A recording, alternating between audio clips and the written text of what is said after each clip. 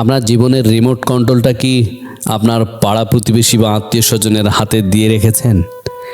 কেন অন্যের একটা বাঁকা কথায় আপনার রাতের ঘুম হারাম হয়ে যায়? কেন কেন চারপাশের মানুষের সস্তা সমালোচনা শুনে আপনি নিজের সম্ভাবনা, নিজের স্বপ্নগুলোকে বিসর্জন দেওয়ার কথা ভাবছেন? মনে রাখবেন, এই মানুষগুলো আপনার কষ্টে আপনার পাশে থাকবে না, আপনার বিল মেটাবে না, কিংবা আপনার ক্ষুধার অন্ন যোগাবে না।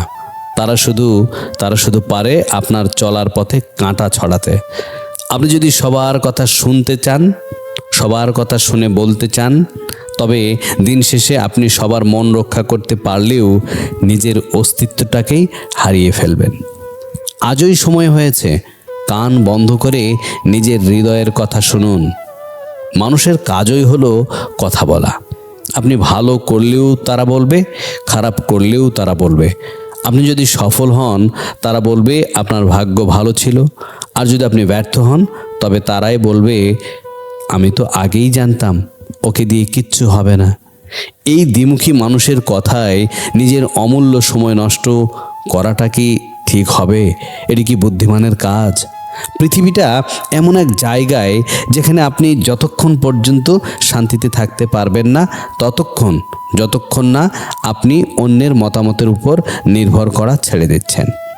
আপনার স্বপ্নটা আপনার, এর কষ্টটাও কিন্তু আপনার। তাই এর সাফল্যের আনন্দটাও শুধুই আপনার হওয়া উচিত। যারা আপনার সামর্থ্য নিয়ে প্রশ্ন তুলছে, তাদের দিকে ফিরে তাকানোর প্রয়োজন নেই। আপনার লক্ষ্য যদি স্থির থাকে, তবে কুকুরের ঘেউ ঘেউয়ের শব্দে আপনার লক্ষ্য যদি স্থির থাকে, তবে কুকুরের ঘেউ ঘেউ শব্দে সিংহের থমকে দাঁড়ানোর মানায় না। নিজের উপর বিশ্বাস রেখে নিজের পথে হাঁটতে শিখুন। পথটা শুরুতে একলা মনে হতে পারে, অনেক কাছের মানুষও হয়তো আপনার সঙ্গ ছেড়ে দেবে, কিন্তু তাতে ভয় পাবেন না। নির্জন পথেই কিন্তু বীরেরা জন্মায়। আজ যারা আপনাকে পাগল বলছে, আপনার সাফল্য দেখার পর তারাই আপনাকে জিনিয়াস বলবে। আপনার জেদ যেন হয় পাহাড়ের মতো অটল। মানুষের সমালোচনাকে জ্বালানি হিসেবে ব্যবহার করুন এবং সেই আগুনে নিজের সাফল্যের মশালটা জ্বালিয়ে দিন। মনে রাখবেন, জাহাজ কিন্তু সমুদ্রের পানির জন্য ডোবে না। জাহাজ ডোবে তখনই যখন পানি তার ভেতরে ঢুকে পড়ে।